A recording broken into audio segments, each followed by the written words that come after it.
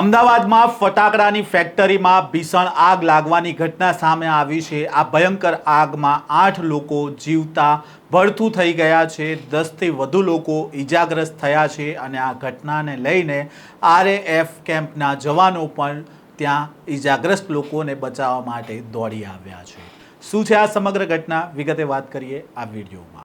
વૈષ્ણવજન તો તેને કહીએ જે પીડ પરાઈ જાનાને રે। નમસ્કાર, નવજીવન ન્યૂઝમાં આપનું સ્વાગત છે। હું છું જયંત દાફડા। અમદાવાદના વસ્ત્રાલ વિસ્તારમાં રામોલ ગતરાડ રોડ ઉપર ફટાકડાની ફેક્ટરીમાં આગ લાગવાની ઘટના સામે આવી છે। આ દુર્ઘટનામાં 8 લોકોના મોત થયા હોવાની અત્યારે માહિતી મળી રહી છે। ફાયર બ્રિગેડની 5થી વધુ ગાડીઓ અને એમ્બ્યુલન્સ સહિતના ઉચ્ચ અધિકારીઓ ઘટના સ્થળે પહોંચ્યા છે અને બચાવ કામગીરી કરવામાં આવી રહી છે। અમદાવાદ ફાયર બ્રિગેડ પાસેથી જે માહિતી મળી રહી છે તે મુજબ રામોલથી ગતરાડ જતા મહેમૂદપુરા ટેલેન્ટ પાસે ફટાકડાની ફેક્ટરીમાં ભીષણ આગ લાગી હતી। ફાયર બ્રિગેડની ટીમને જાણ કરવામાં આવતા 5 જેટલી ગાડીઓ અને ચીફ ફાયર ઓફિસર સહિતનો કાફલો ઘટના સ્થળ પર પહોંચ્યો હતો। એમ્બ્યુલન્સ સહિત ફાયર બ્રિગેડની ગાડીઓએ સ્થળ ઉપર પહોંચી પાણીનો મારો ચલાવ્યો હતો અને ઈજાગ્રસ્ત લોકોને ત્યાંથી બહાર કાઢ્યા હતા। ફટાકડાની ફેક્ટરીમાં 8થી 10 લોકો કામ કરતા હોવાની પણ માહિતી મળી છે। આ ઘટનાને લઈને પહેલા તો શું કહી રહ્યા છે પોલીસ અધિકારી, તેમને સાંભળીએ। અમદાવાદ શહેરના જે પૂર્વ વિસ્તાર છે, આમાં રામોલ પોલીસ સ્ટેશન વિસ્તારમાં આરએએફનો જે કેમ્પ છે અને પાછળના વિસ્તારમાં રામોલ ગતરાડ રોડ ઉપર છે, ત્યાં કેનાલ કિનારે એક ઓપન ખેતમાં મેહુલ ડોડિયા નામના એક વ્યક્તિએ ફટાકડાની એક ફેક્ટરી જેવો ચલાવતા હતા, જે ઓપનમાં હતી। આનો લાયસન્સ ઓલરેડી રદ થયેલ છે, તેમ છતાં આ લોકો અહીંયા પ્રવૃત્તિ કરતા હતા। અત્યાર સુધીમાં જે બ્લાસ્ટ થયો તે બ્લાસ્ટમાં પ્રથમ દ્રષ્ટ્યા સ્થળ ઉપરથી 8 જેટલા લોકોની આમાં કેજ્યુઅલ્ટી છે એવો ધ્યાન પર આવેલ છે। બાકી જે લોકો એમાં ઇન્જર્ડ થયેલા તમામને તુરંત હોસ્પિટલ પહોંચાડી દેવામાં આવેલ છે।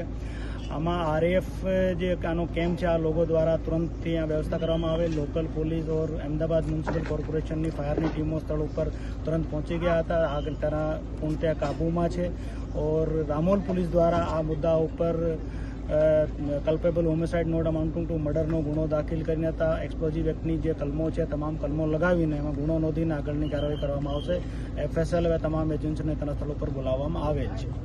ફટાકડાની ફેક્ટરીમાં જોરદાર બ્લાસ્ટ થયો હોવા અંગેનો અવાજ સંભળાતાની સાથે જ વસ્ત્રાલ આરએએફ કેમ્પમાં ફરજ બજાવતા જવાનો પણ તાત્કાલિક દોડી આવ્યા હતા। કેમ્પની પાછળના ભાગે આ ફેક્ટરી આવેલી છે, જેમાં ધડાકાનો અવાજ આવતા તેઓ ત્યાં સ્થળ ઉપર દોડી આવ્યા હતા અને ફાયર બ્રિગેડ આવે તે પહેલાં તેમણે ત્યાં ઘાયલોને ત્યાંથી બહાર કાઢવામાં મદદ પણ કરી હતી। આ ઘટનાની જાણકારી મળતા જ અમદાવાદના મેયર પણ ઘટના સ્થળે દોડી આવ્યા છે। હાલ ઈજાગ્રસ્તોને એલજી અને સિવિલ હોસ્પિટલ લઈ જવામાં આવ્યા છે।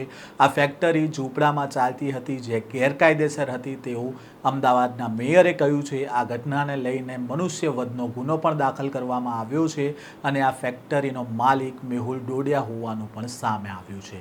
આ જે ગેરકાયદેસર ફેક્ટરી ચાલતી હતી તેમાં મેહુલ ડોડિયા તો જવાબદાર છે જ, પરંતુ એ અધિકારીઓ પણ જવાબદાર છે જેમની રહેમ નજર હેઠળ આ ફેક્ટરીઓ ચાલતી હતી।